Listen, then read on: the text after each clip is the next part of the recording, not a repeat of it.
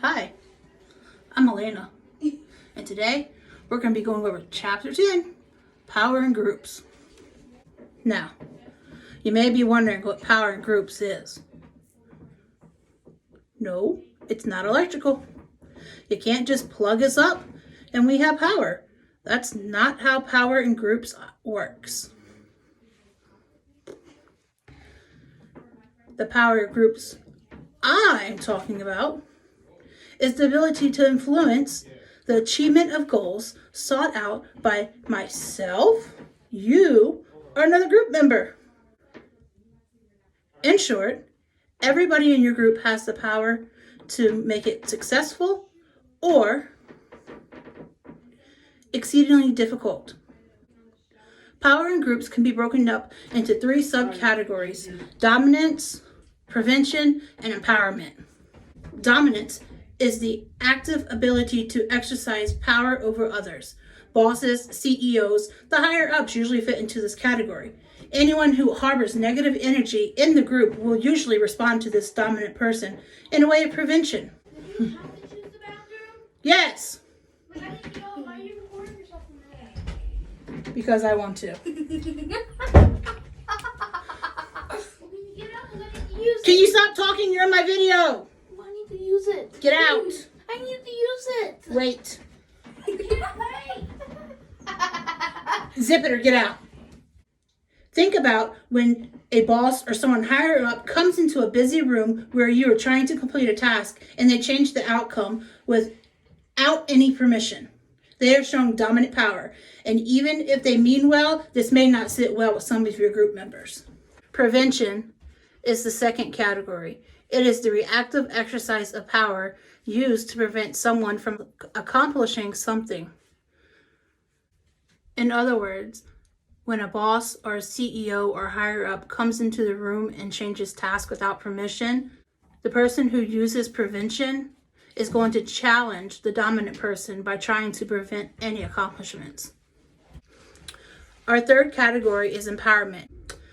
Empowerment is a proactive form of power divided from enhancing the capabilities, choices, influence of individuals and groups. It is the power to accomplish group roles through the process of group potency, meaningfulness, and impact. When the role of empowerment is used, a group can profit from all members gaining the ability to succeed together. How do we know when somebody is filling the role of power? There are verbal indicators and language choices they will use. The way we speak and how listeners evaluate these speech patterns indicate degrees of power. The speech of a less powerful person is often flooded with self-doubt and approval seeking. In the speech of more powerful people, they tend to use more powerful language and they are perceived to be more credible, attractive, and persuasive. Another indication of communication is nonverbal indicators. There are numerous nonverbal indicators of power, such as head nods, gazing, and eyebrow raises. Another way we may perceive someone to be powerful or powerless is by their clothing.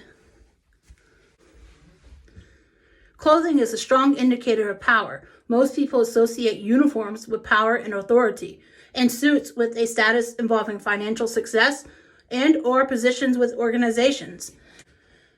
Next time you're at work, school, or church, I challenge you to sit back and pay attention to all the nonverbal and verbal clues the people give you.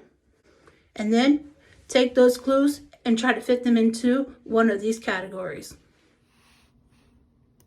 Hi, I'm Jamel, and I'm doing my part in Chapter 10 about power of resources.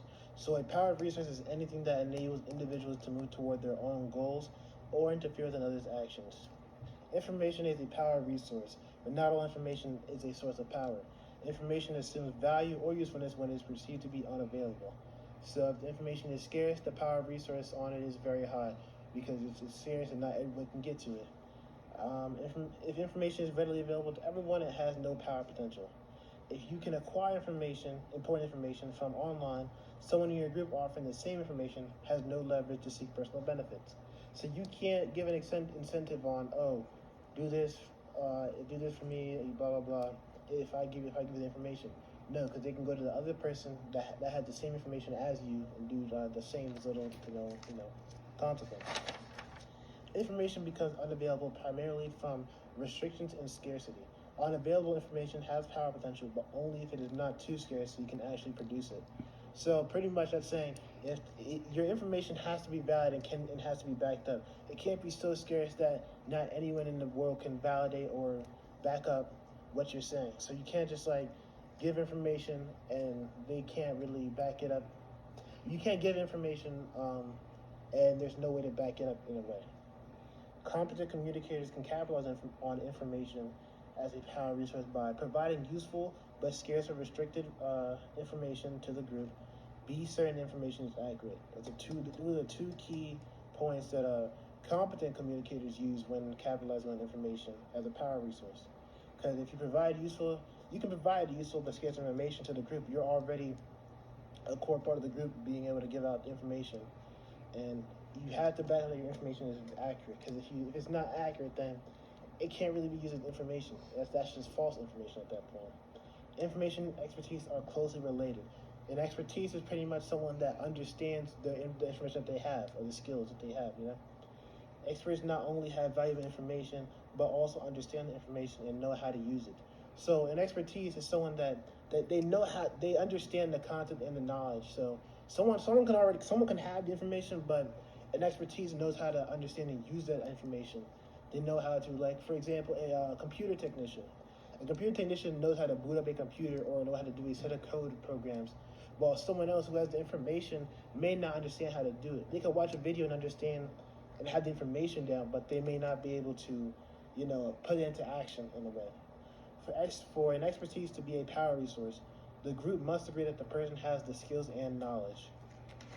They have to be able to be certain that the person knows what they're doing and that the person can perform those pretty much accurately. The person also must be trustworthy. You have to trust the person to, be able to use them as information. And also, if a group member has a special knowledge, they should capitalize it by maintaining skills and abilities. Try not to let your skills diminish. So if you're a computer technician, computers, they always upgrade. There's always new technology coming out, so you want to be able to maintain your skills. Don't want your 2011 information that you had on how to build an iPhone to go out of date now because the iPhone 12 is, obviously bigger and such, Demonstrate trustworthiness. Demonstrate that you are trustworthy. Show them that you can, that you know what you're talking about, that you can be trusted. Be certain of your facts before advising the group. Back up, make sure you have the evidence to support what you're saying to the group. Because if you're just bringing information, they're going to ask, where'd you get that from? Because everything is always talking about where did you get it from, how can it be validated, can it be confirmed? And don't assume an air of superiority because that can create conflict within the group and, obviously that can cause trouble. Parceling out rewards or meting out punishment can be an important source of power. Punishment is a source of power if it can be and likely will be exercised. There are serious drawbacks to using punishments to influence group members.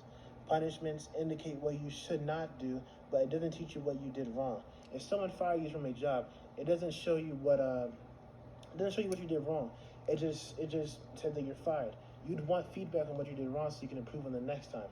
That's pretty much what a power resource in giving out punishments or rewards. The reward will most likely promote better behavior than punishments. Punishments usually lead to more serious consequences, in my opinion, and from what I've read in the chapter. So, an extrinsic reward can be diminished. An extrinsic reward can diminish intrinsic motivation to behave in certain ways. An extrinsic reward motivates us to behave or perform by offering us an external inducement such as money, grades, praise, and recognition. Intrinsic reward is enjoying what one does for its own sake. Like a basketball player who's in the NBA, they get paid and they obviously love what they're doing. And intrinsic reward motivates us to continually to continue doing what brings us pleasure. So, let's say an extrinsic reward, it will turn into a job more so. If you work somewhere you don't enjoy, that's more of an extrinsic reward. You're there for the money and not really for what you're doing. While someone who plays basketball, obviously, they're doing it because they like to play basketball. Competent communicators use punishment and rewards carefully. Here are some guidelines that they use for when they are, giving out punishments and rewards.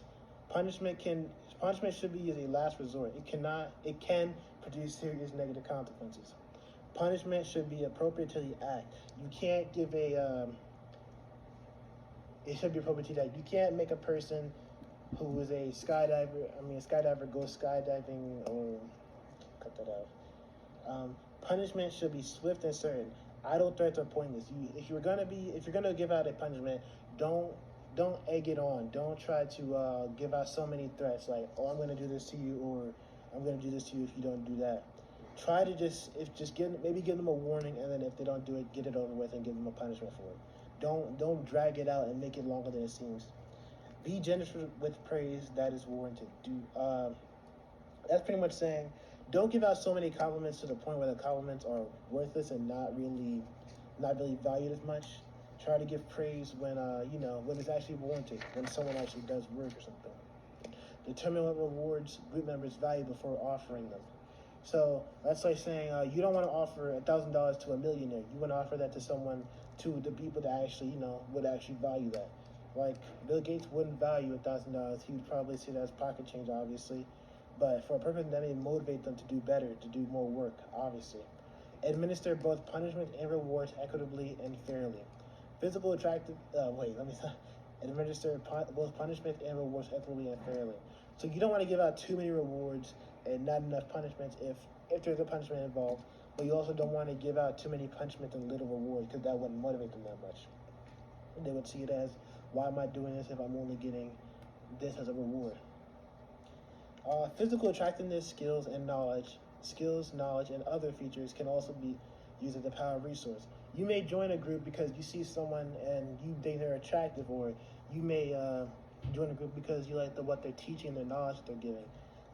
Also, charisma plays a big part. When someone's giving a speech, you may like them because of their charisma, that they are, how they act and whatnot. That is a power resource that can be used in a group more so, because it attracts you to them.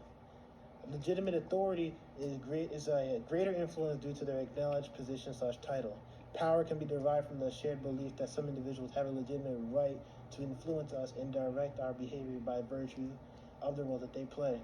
So, like a police officer, you would automatically give, because you know their position and you acknowledge it, so you would automatically give respect to them. Same as your parents, you automatically know that they are they're your guardian, they take care of you. So you wouldn't act how you would. You wouldn't act and talk how you would with your friends, with your parents. You would obviously respect them way more, and you would not do the same things around them. Parents have the right to discipline their children and expect obedience. That's what parents, That's what parents look for off the bat, pretty much. Obedience is woven into, legitimate authority is woven into our fabric of our society, because it's been there for so long. We automatically look for higher power and influence, pretty much.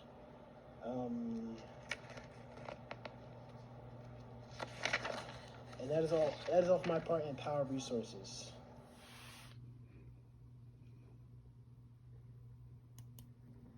Hi, I'm Jamel, and I'm going to be addressing power imbalances. When talking about power imbalance, there are 5 general responses: compliance, alliance, resistance, defiance, and significance. In this section of chapter 10, I'm going to talk about the pros and cons of each response. Compliance is involving both obedience and authority and conformity to group norms. When having compliance in a group, it results in complying with norms established by the group. This helps high-power students to help with the low-power members. Having to deal with conformity to group norms can prove to be more powerful than obeying authority. Getting friends that respect you can make the group leader be more effective. Alliance. When a group forms an alliance, they are called a coalition. Power can go into the coalition formation, and group members begin to form to gain more power and to control the decisions made from the group and its members. Communication with both factions can become threatening and make problems impact the group. but it is also useful to help less powerful groups influence decisions and prevent wrong decisions ordered by the group leader.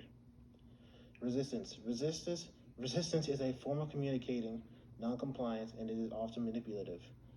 It is the prevention of power, meaning it is unable to make clear to the group due to mixed messages from each group member. There are different forms of resistance strategies.